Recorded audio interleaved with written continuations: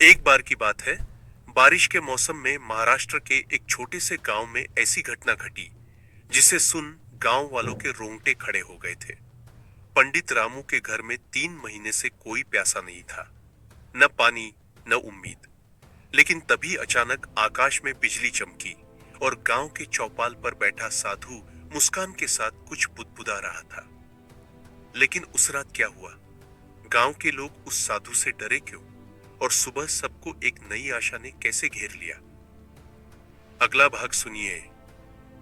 गांव के लोग परेशान, सूखा पड़ गया था।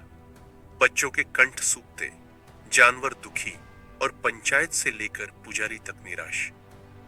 उसी वक्त एक बेसुध सा दिखने वाला साधु, छोटा सा अंगोछा, शरीर भर भभूत, माथे पर चंदन चौपाल के पास पेड़ के नीचे आकर बैठ गया।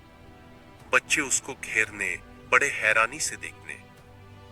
रामू का बेटा छोटा गोपाल हफ्तों से फीवर में था। डॉक्टर और ओझा सब हार गए। एक रात जब सब कुछ चुक गया, उसका परिवार उस साधु के पास पहुंचा। साधु शांत हंसी में, अरे चिंता क्यों करते हो? पानी पिलाओ, मिट्टी दो। रामू ने हैरानी से, कौन सा पानी? कुआं तो सूखा है। साधु बोले, एक लोटा लाओ, कुआं खुद आवाज देगा। गांव के 4 लोग कुएं पर पहुंचे। झांक कर देखा, सूखा पड़ा। हिम्मत कर बाल्टी फेंकी, अचानक आवाज, छपाक। बाल्टी ऊपर खींची, पानी से भरी। गांव में हंगामा मच गया। कृपा हुई, चमत्कार हुआ।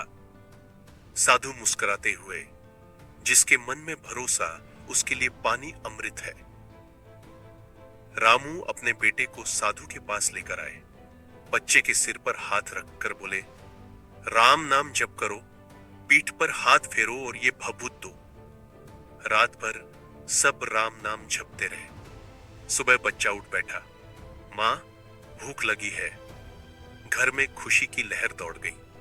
गांव वालों में चर्चा थी, साधु के पास अलौकिक शक्ति है। गांव के बच्चे फिजूल खेलते, किसी के बगीचे फल तोड़ते। एक दिन साधु ने देखा और मुस्कुराकर बोला, जिसने पेड़ की टहनी नहीं तोड़ी, वो सबसे भी तेज दौड़ेगा। सब बच्चों ने अचानक खुद ब खुद पेड़ों की रक्षा करना शुरू। अगले मेले में वही बच्चे दौड़ में अव्वल रहे। धीरे धीरे गांव के बच्चों में मेहनत और भलाई के संस्कार बस गए। गांव के एक अमीर साहूकार ने साधु की परीक्षा लेने की सोची। बोला, मेरे पास आकर एक मुट्ठी चावल बिना मांगे ले सकते हो तो मानूंगा। साधु चुपचाप चला गया। अगले दिन साहूकार के भंडार घर में चूहों का आतंक। बाकी चावल कहीं सड़ गया। एक थैली चावल वैसे ही बची थी। साधु वहां बिना बोले पहुंचा। ये बचा चावल मिला? साहूकार को समझ आ गया। कर्म, अहंकार और दान का फर्क अब पता चला।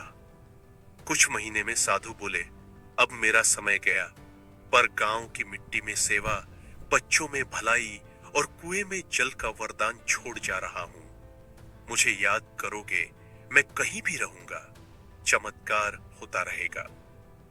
गांव अब खुशहाल था। पानी कभी न सूखा, बच्चे मेहनती, बीमारियां बंद। रामू अब खुद गांव वाले बच्चों को सेवा, विश्वास की शिक्षा देता। कहानी यही कहती है, भक्ति, मेहनत, विश्वास, ये सब चमत्कार है। आज भी गांव वाले चौपाल पर आकर संत समर्थ की जय बोलते हैं। कहते हैं, अगर प्यासा दिल, मासूम मेहनत और अंधे समय में भरोसा बना रहे, तो साधु कहीं न कहीं रूप बदलकर मदद करता है। स्वामी समर्थ की सबसे बड़ी दीक्षा, जिस मन में श्रद्धा है वहीं चमत्कार खड़े रहते हैं।